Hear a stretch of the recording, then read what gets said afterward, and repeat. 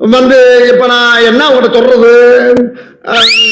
பேக்கர்ஸ்க்கு மட்டும்தான் தெரியும் நம்ம கொஞ்சமாக பணம் சம்பாரித்து எவ்வளோ மெட்டீரியல்ஸ்க்கு நம்ம செலவு பண்ணுறோம் அப்படின்னு சொல்லிட்டு. ஸோ இனிமேல் உங்களுக்கு அந்த கவலை வேண்டாம். காசு கூறா. எத்தனை பேர் ஹஸ்பண்டை இந்த மாதிரி பண்ணியிருக்கீங்க? நானும் அந்த மாதிரி தாங்க. நீங்களும் உங்களுக்கும் அந்த அனுபவம் இருந்துச்சுன்னா கமெண்ட் பாக்ஸில் சொல்லுங்கள். மெட்டீரியல்ஸ் வாங்கணும் காசு கொடுங்கன்னு சொல்லிட்டு வாங்கிட்டு போவோம், அங்கே பத்தாது இன்னும் எக்ஸ்ட்ராவாக சார்ஜ் ஆகும். ஸோ அந்த மாதிரி கவலை எல்லாம் வேண்டாம். இந்த ட்ரம் பேஸ் எல்லாம் பார்த்தீங்கன்னா ஜஸ்ட் 59 கொடுத்துட்ருக்கேன்னு உங்களால் நம்ப முடியுமா?